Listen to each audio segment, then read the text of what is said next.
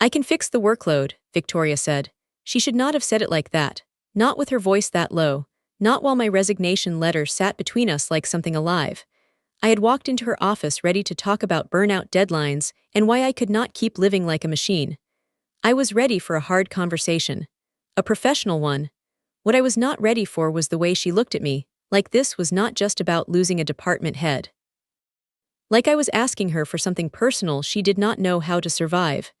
I'm not asking for less work, I said. I'm telling you I can't do this anymore. She came around the desk then, too fast, too close, her eyes locked on mine. Then tell me what to do, she said. Because if you walk out of here today, I don't think this stays about work. My heart stopped. She knew it too. I saw it the second the words left her mouth. The silence that followed felt dangerous. She stepped back first, but it was too late. I had heard what I was never supposed to hear, and all I could think was this. If I left the company to save myself, why did it already feel like I was losing her too? My name is Daniel Harper, and if you had asked me a year earlier what kind of man I was, I would have given you an answer I believed. Reliable. Focused. Calm under pressure. The one people counted on when things got messy. The one who stayed late without complaining. The one who made the impossible plans sound manageable in a meeting. That version of me was real once. Or at least close enough to real that I could live inside it. By the time I handed Victoria Chun my resignation letter, I was mostly running on habit and caffeine.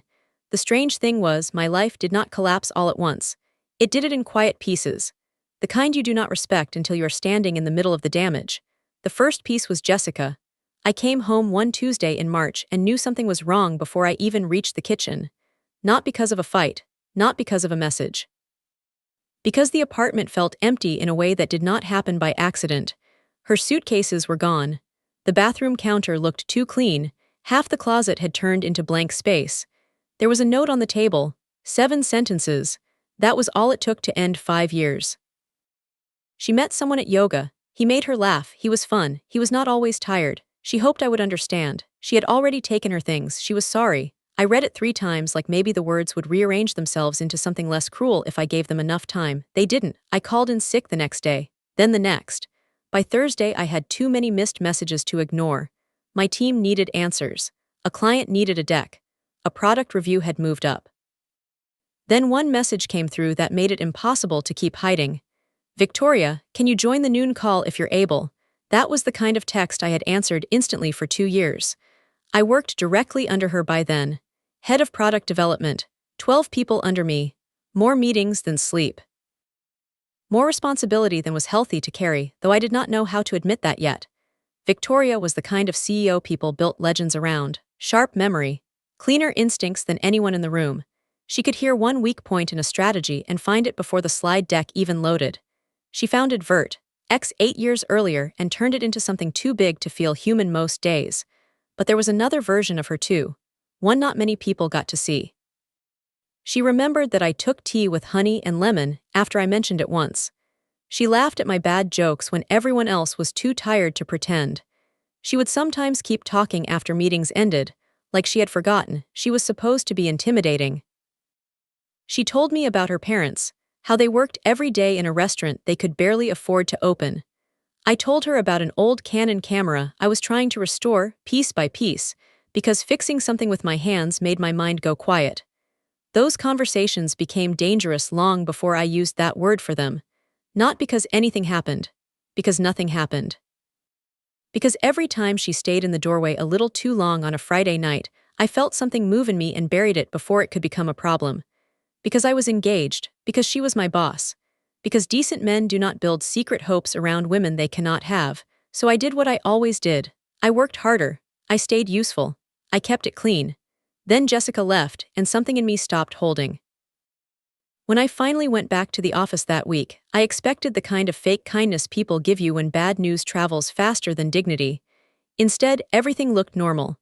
Printer jam, cold coffee, Slack messages piling up. That somehow made it worse. An hour later, Victoria's assistant told me she wanted to see me. I walked in ready to talk about deadlines. She looked up once and said, "Close the door." I did. I heard about Jessica, she said. That was it. No speech, no soft performance, just the truth spoken gently. Then she changed my schedule herself. 4 days remote. Extended deadlines, room to breathe, a therapist's card placed on the desk like she had thought about it before I got there. "You're important to this company," she said. Then after a pause she added, "And you're important as a person." That line stayed with me longer than Jessica's note did. Remote work gave me privacy to break in peace. Some days I answered emails and called that productivity. Some days I sat on the floor next to my couch and stared at nothing. At first Victoria checked in because she had reason to. Then she checked in because she wanted to. "Did you eat today? Take a walk before you open the laptop again. Get some sleep. The deck can wait." One night she saw me active online after midnight and called to ask about a presentation. We talked about the slides for 10 minutes. Then we talked for almost 2 hours about everything else. After that, it became a pattern. 3 nights a week, sometimes 4. She told me about being young and brilliant, and lonely in rooms full of men who mistook confidence for permission to dismiss her. I told her about the national parks I wanted to photograph one day if I ever remembered I had a life outside a conference room. She told me how success had made her sharper but not happier. I told her I had not picked up my camera in months. Those calls became the part of my week I trusted most. And because I was not stupid, I told myself they meant nothing. I told myself she was being kind because she was a good leader. I told myself I was attaching meaning to a safe voice during a bad season. I told myself loneliness can dress up almost anything and call it love if you let it. Then 5 months passed, and the company bought its biggest competitor. That deal should have been the best thing that ever happened to my career. Instead, it finished what burnout had started. Victoria stood in front of the conference room and announced the integration plan like she was declaring war in a calm voice. Then she looked straight at me. "Daniel Harper will lead the technology integration team." Everyone nodded like it made perfect sense. It did make sense, that was the problem. The work swallowed everything. 16-hour days, endless calls, 2 systems that hated each other, executives wanting miracles and timelines that ignored reality. I stopped answering my friends. I stopped cleaning my apartment. I stopped touching my camera. I even stopped answering her late-night calls. Not because I did not want to hear her voice. Because I wanted to hear it too much and I had nothing left in me that felt safe. Then came the presentation. 20 executives on screen, a major review. I had been awake most of the night fixing a system issue. I opened the deck, looked at the first slide, and my mind just slipped. Timelines I knew cold vanished. Questions came at me and bounced off. My hands shook so badly I hid them under the table. I finished somehow. Barely. That night I lay in bed and thought about Jessica's note. About the line that hurt most because it was true. He wasn't always tired. I thought about the camera gathering dust on my shelf. About the late-night calls I had stopped taking. About how I could not remember the last time I felt like a man with a life instead of a body assigned to problems. At 2 in the morning, I opened my laptop and wrote my resignation letter. Professional, clear, final. The next morning, I carried it into Victoria's office. And when she looked at me and said, "Then tell me what to do, because if you walk out of here today, I don't think this stays about work," I realized the most dangerous part of leaving was not the job. It was the truth waiting underneath it. And I still had no idea if walking away was going to save me. Or ruin the one thing I had not meant to lose. I thought she would take it back. Not the resignation letter, the sentence. I thought she would straighten her shoulders, put that perfect CEO calm back on her face, and tell me I had misunderstood. That stress was making both of us say things we did not mean. That this was still a normal conversation between a leader and an employee. Clean, safe, forgettable. Instead, she looked at me like she was fighting herself. Then she said very quietly, "You should go home." Hit harder than if she had raised her voice. I stood there for a second, waiting for something else. A softer explanation, a reason to stay, but she had already moved back behind her desk. Not in a cold way, in a careful way. Like distance was the only thing keeping us from making a mistake neither of us could clean up. "Victoria," I said, her eyes lifted to mine. They were steady, but I could see the strain in them now. "You're doing the right thing," she said. "And because you are, I need to do the same." That was the moment I understood something I had not let myself name before. She was not pulling away because she felt nothing. She was pulling away because she felt too much. I nodded once. I do not know how I made my legs move. I turned, opened the door, and walked out of her office with the strange feeling that I had just survived something and lost something at the same time. The rest of my final 2 weeks passed like I was wearing someone else's face. People came by my desk with the same lines everyone uses when they do not know what else to say. You'll do great. Good for you. Must feel nice to take a break. My team took me to lunch and gave me a gift card to a camera store. Marcus, the guy stepping into my role, filled pages of a notebook while I explained systems I had built so slowly they felt like part of my nervous system. I answered questions. I made transition plans. I smiled at the right places. And Victoria gave me exactly what I had asked for: space. She did not call me into her office alone again. She did not linger after meetings. She did not send late-night check-ins. In group settings, she treated me with calm respect, the same way she treated every senior leader whose work she valued. Nothing more, nothing personal, nothing anyone could point to and misunderstand. It was the most honorable thing she could have done. It also hurt like hell. On my last Friday, HR took my badge, my laptop, and the version of my life I had been living for 6 years. I left the building with a cardboard box under one arm and no idea what to do with the rest of the day. A mug, a framed team photo, a tiny plant someone had given me after a product launch, a stack of notebooks I would never open again. That was what 6 years looked like when reduced to objects. Outside, the sun was bright enough to feel insulting. The city moved around me like nothing had changed. Cabs, phones, people with coffee, people with meetings. People who still belonged somewhere at 2 in the afternoon on a Friday. I did not. The first weekend felt wrong in ways I had not prepared for. I kept waking up early with that sharp jolt of panic that comes right before you remember you have nowhere to be. My hand reached for a laptop that was no longer on the nightstand. My phone stayed mostly quiet, every hour stretched. By Sunday, the silence in my apartment had started to sound too familiar. Jessica's leaving had made it cruel first. Quitting had made it heavier, so I picked up my camera. It took me almost 15 minutes just to load the film because my hands had forgotten the rhythm. I sat on the edge of my bed with the old Canon in my lap and felt something strange move through me. Not joy, not yet, more like recognition. Like some lost part of me had opened one eye. I spent the afternoon walking through my neighborhood taking pictures of ordinary things. Light on brick. A little girl in a yellow jacket trying to keep up with her father. A dog leaping after a tennis ball.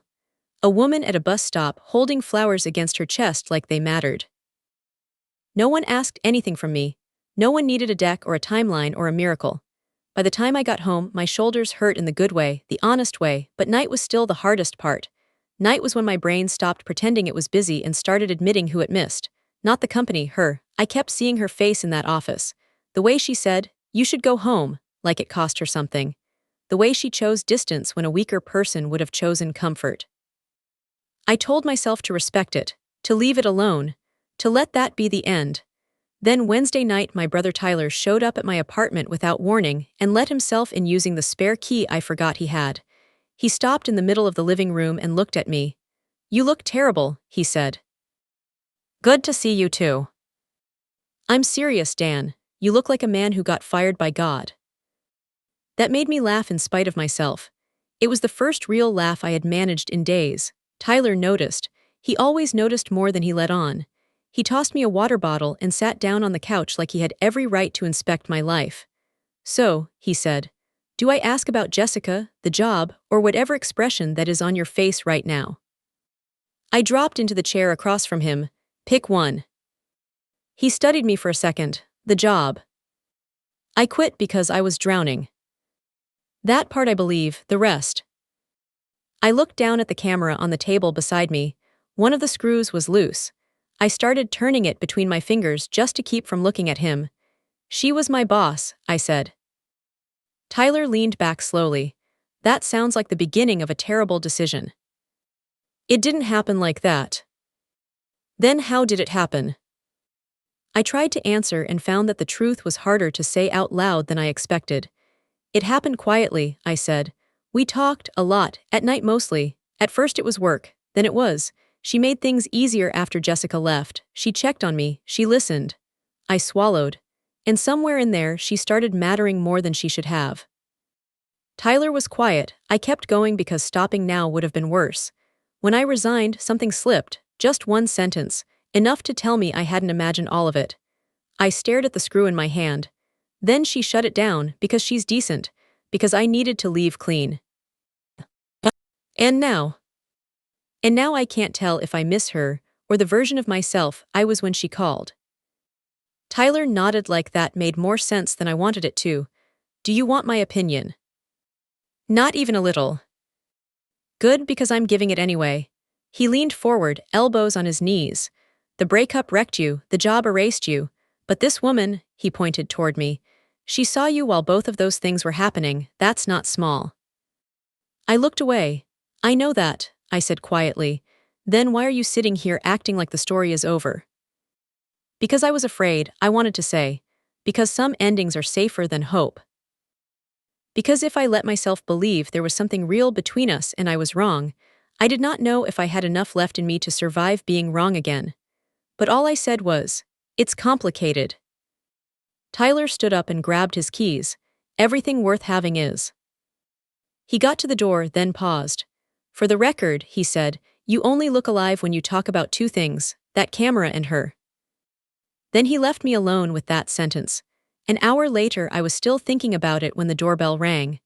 I assumed it was the pizza I had ordered and opened the door without checking. Victoria stood there in the rain, soaked through, holding a folder against her chest like it was the only thing keeping her upright. And the first thought that hit me was not surprise. It was this. She came anyway. For one full second, neither of us spoke. Rain ran off her hair and darkened the collar of her blouse. Water gathered at the edge of my doormat. Her breathing was shallow, like she had walked up the stairs too fast or argued with herself all the way from her car to my door. Victoria Chun did not look like a woman who showed up unannounced at a former employee's apartment in the middle of the week. She looked like a woman who had run out of ways to stay away. Can I come in? She asked. Her voice was calm if you only heard the words. It was not calm if you heard the effort under them. I stepped aside at once. The second she walked into my apartment, I saw it through her eyes, the half-folded laundry on the chair, camera tools spread over newspaper on the coffee table, a pizza box still open in the kitchen, a pair of hiking boots by the wall. It was not filthy, it was just honest, too honest. Sorry, I said. I wasn't expecting anyone. Her mouth moved like she almost smiled. I can tell. She was still clutching that folder with both hands. Her knuckles had gone pale from it. You're soaked, I said. Wait. I grabbed a towel from the bathroom and handed it to her. Our fingers touched for half a second, that was all. Still, my chest tightened hard enough to make me stop breathing. She dried her hair quickly, then looked around my apartment again, not judging, just taking it in. The camera parts on the table, the mug in the sink, the quiet. I've never done this before, she said. Come to an employee's apartment in the... A tiny breath escaped her, not quite a laugh. Come to a man's apartment with no script, she said. That line landed somewhere deep. I shut the door behind her. I'm not your employee anymore. She lifted her eyes to mine then, and something in her face changed. Softer, more dangerous too. I know, she said. That's the only reason I'm here. The room went still. She held out the folder. Read this first. I took it because my hands needed something to do. Inside was a formal proposal. Title, compensation, full benefits, flexible hours, remote structure, reporting line, program goals. It was not thrown together. It was detailed enough to have gone through legal and finance. The role centered on employee wellness, burnout prevention, manager accountability, and support systems for teams under long-cycle pressure. I looked up. You made a position. Her chin lowered slightly. I built a department outline. For me. For the company, she said first. Then after a beat, and because I think you're the right person to lead it. I stared at the pages again. She had thought this through, not as a favor, not as bait, it was real work, necessary work. You could have emailed me this, I said quietly. Yes. But you didn't. No. I closed the folder. Why? That was the question, the only one that mattered now. She set the towel down carefully on the back of a chair, buying herself a second. Then she looked at me with the same expression she had in her office the day I resigned. Only this time there was no desk between us, no title protecting either of us, no safe place for the truth to hide. Because this is not only about the role, she said. My pulse started pounding so hard I could hear it. I said nothing. If I opened my mouth too early, I would say something reckless. She took one slow breath. The night you resigned, she said, you looked at me like you heard something I never meant to let you hear. You did, I said. She nodded once. I know. Rain tapped harder against the windows. I kept my distance after that because it was the only ethical thing to do, she continued. You were still employed by me. You were exhausted. You had just come out of a major heartbreak. Anything personal from me in that moment would have been unfair. Every word she said made my chest hurt more, not less. I know, I said again. I needed you to have a clean exit, she said. No pressure, no confusion, no reason to question whether the resignation was really yours. Her eyes did not leave mine. It had to be your choice. That did something to me. Jessica had left because I had become a tired man shaped by work. The company had taken so much from me I had stopped hearing myself think. And here Victoria stood telling me that the one thing she wanted, she had denied herself because my freedom mattered more. A sacrifice no one had asked for. Why come now? I asked. For the first time since she arrived, she looked uncertain. Because clean distance was the right thing then, she said. But silence is not the right thing now. I felt my throat tighten. She stepped a little closer, not enough to touch me, just enough that I could see the rain still caught on her lashes. Daniel, she said softly, those late-night calls were the best part of my week. There it was, not a dramatic speech, not polished, just true. Something in my face must have changed because she kept going, faster now, like once she started she could not stop. I told myself it was because you were easy to talk to, because you were funny when I was tired, because you listened without trying to impress me, because I trusted you. All of that was true. Her voice shook a little. It was also incomplete. I put the folder down on the table before I crushed it. She looked at my hands, then back at me. When you stopped answering those calls during the integration, she said, I told myself it was good, necessary, professional, but I still looked at my phone at 11 every night. I let out a breath I did not realize I had been holding. You did. Yes, her answer came instantly. Every night. My whole body felt too small for what I was feeling. I thought about you too, I said. She closed her eyes for half a second like those words had reached somewhere raw. After every call, I went on, I would lie awake and replay it. I kept telling myself it was stress, that I was lonely, that I had built meaning into something safe, because everything else in my life felt like it was breaking. And now, she asked. I looked at her standing in my living room, soaked from the rain, more nervous than I had ever seen her. Now I think lonely people don't usually imagine the same thing at the same time. A surprised breath left her, then a small laugh, thin, shaky, real. For the first time since she arrived, some of the fear left her shoulders. My phone buzzed on the coffee table. Tyler. The sound snapped the room in half. Victoria stepped back at once, like her body already knew how to retreat before her mind gave the order. I'm sorry, she said. This was too much, I shouldn't have come. No. The word came out harder than I expected. I picked up the phone, silenced it, and set it face down without looking at the message. Her eyes moved from the phone back to me. Careful, unsure. I mean it, I said more quietly. Don't go. Why? Because I had been leaving things unsaid for too long. Because she had crossed the hardest distance already. Because if I let fear answer now, I would hate myself tomorrow. Because when I opened the door and saw you standing there, I said, it was the first time in weeks I felt like I could breathe. Her face changed then, not dramatically, just enough, like some locked part of her finally stopped bracing for impact. I walked into the kitchen because standing still felt impossible. Tea, I asked, that almost smile returned, softer this time. Honey and lemon. I froze with my hand on the kettle. You remembered. She leaned one shoulder lightly against the counter. I remember everything. That line should not have felt as intimate as it did, but it did. I filled the kettle. Water rushed. My hands shook once, then steadied. She stood close enough that I could feel the shift in the room, but not so close that either of us had to pretend this was accidental. Her eyes moved to the camera parts laid out on newspaper. You're still fixing it. Yeah. Does it still work? Almost. I looked over at it. Some parts are stubborn. You clean one thing and another problem shows up. Sounds familiar. I smiled before I could stop myself. A little. The kettle started to rumble. She was quiet for a moment, then said, Do you feel broken? The question was gentle. That made it harder. I thought about Jessica's note. the presentation, the resignation, the silence after, the version of me who used to think surviving pressure was the same as living well. No, I said slowly. Not broken, just misplaced. She watched me like that answer mattered. And now, she asked, I met her eyes, less misplaced than I was an hour ago. The kettle clicked off. I poured water into 2 mugs. When I handed hers to her, our fingers touched again.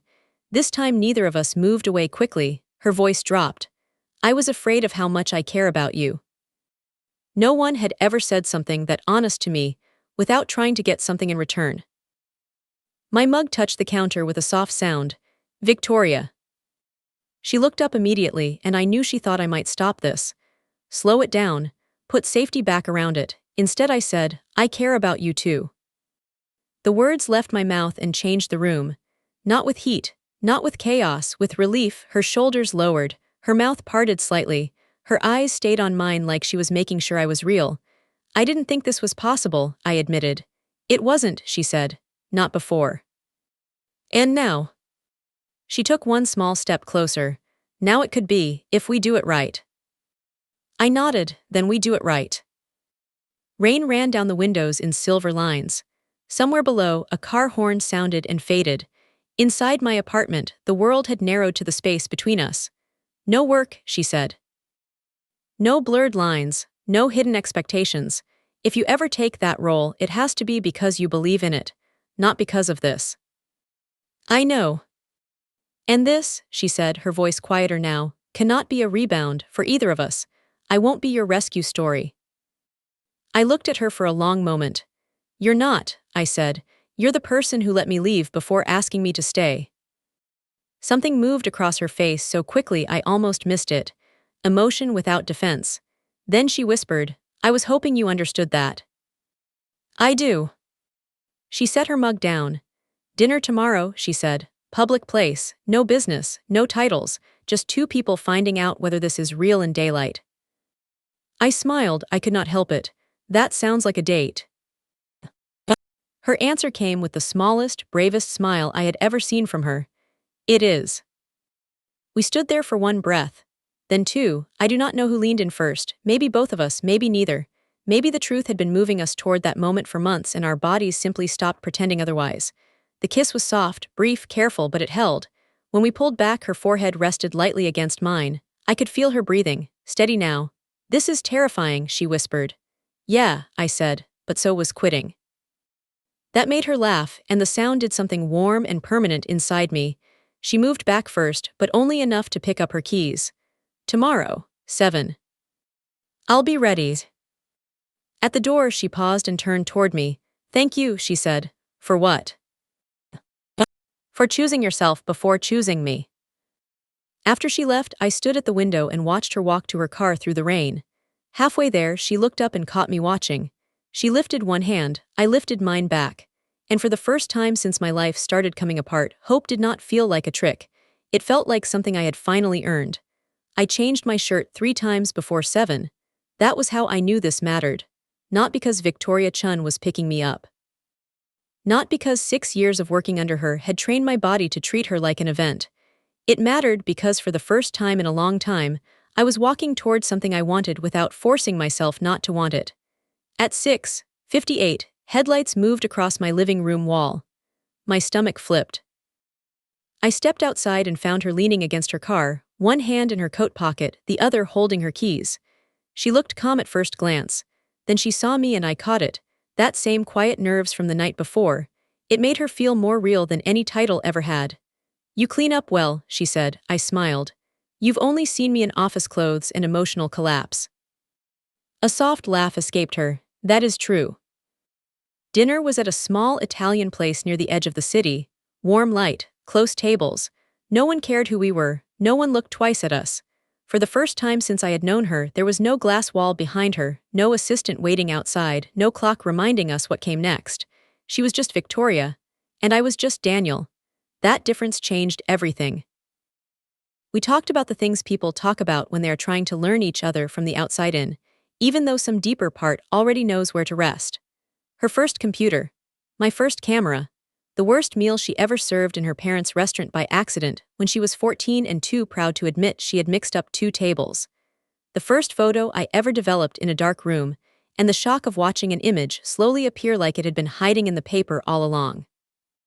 She laughed more than I had ever heard her laugh, not polite office laughter, not tired end-of-day kindness, real laughter that reached her eyes and stayed there. Halfway through dinner, she grew quiet, not cold, thoughtful. "What?" I asked. She traced one finger along the rim of her water glass. "I'm thinking about the parts we can't ignore. The board." The board employees, timing optics. She lifted her eyes to mine. "People will talk, they always do. They probably already are." She almost smiled. "Yes, they probably are." I leaned back and let myself say the truth cleanly. "I didn't leave because of you," I said. "I left because I was drowning." She held my gaze, listening with the kind of focus she gave things that mattered. "You didn't push me out," I continued. "You were one of the only people trying to keep me whole while I was falling apart." Her face softened. "I needed to hear you say that," she said quietly. "It's true." She nodded once, then came the second truth. "And the role?" she asked. "If you accepted it, I would need to know that was separate. Completely separate." "It is separate," I said. "That proposal made sense before you came to my apartment. It still makes sense now." I meant that. Burnout had nearly swallowed me in plain sight. If it could happen to someone like me, someone praised for being dependable, it was already happening to other people in quieter ways.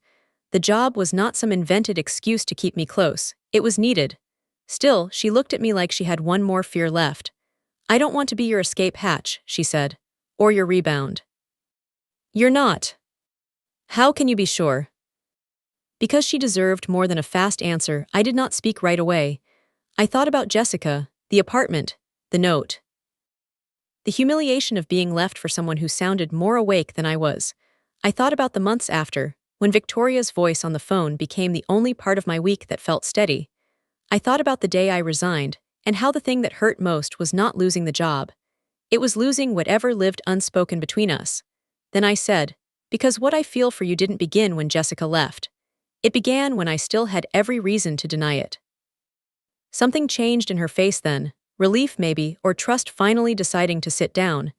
"I felt it too," she said, "long before that night." "Why didn't you say anything?" A tiny smile touched her mouth. "Because I enjoy sleeping at night." I laughed, then she answered for real. "Because I built my whole life on control," she said, "and you felt like something I could not control." She paused. "That scared me." "Good," I said, "you should be scared." She laughed again, and this time it was easier. After dinner, we walked outside into the cool night. The city lights looked softer near the lake, stretched thin over dark water. She reached for my hand without asking permission. I let her. It felt natural. That surprised me most. Not dramatic, not forbidden, not reckless. Natural. When we reached her car, she stopped and turned toward me. "If we do this," she said, "I don't do halfway." There was no performance in her voice. No charm, just wait. I don't date casually. I don't disappear when things get hard.